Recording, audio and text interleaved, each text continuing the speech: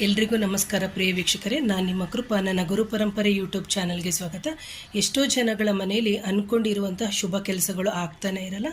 ಅಂತಹ ಸಂದರ್ಭದಲ್ಲಿ ನೀವು ಮಾಡಬೇಕಾದಂತಹ ಸರಳವಾದ ಪರಿಹಾರ ಏನು ಅಂತಂದರೆ, ಬೆಳಿಗ್ಗೆ ಮಧ್ಯಾಹ್ನ ರಾತ್ರಿ 3 ಹೊತ್ತೂ ಊಟ ಆದ ನಂತರ ನಾವು ಏಲಕ್ಕಿ ಸಿಗುತ್ತಲ್ವ, ಶುದ್ಧವಾದ ಏಲಕ್ಕಿನ ತಗೋಬೇಕು. ಅದು ಒಡೆದೋಗಿರಬಾರ್ದು, ಅಥವಾ ಅಲ್ಲಿರುವಂತಹ ಒಳಗಡೆ ಅದರ ಬೀಜ ಏನಿದೆ ಅದು ಹೊರಗಡೆ ಬಂದಿರಬಾರ್ದು.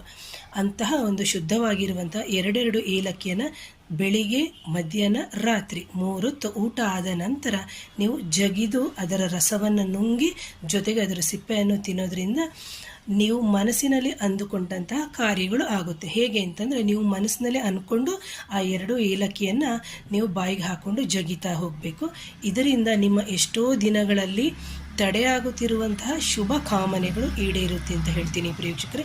ಯಾರಾದರೂ ನನ್ನ ಚಾನಲ್ನ ಮೊದಲನೇ ಬಾರಿಗೆ ನೋಡ್ತಾ ಇದ್ದರೆ ಚಾನಲ್ನ ಸಬ್ಸ್ಕ್ರೈಬ್ ಮಾಡಿ, ಲೈಕ್ ಮಾಡಿ, ಶೇರ್ ಮಾಡಿ, ಕಮೆಂಟ್ ಮಾಡಿ. Thank you.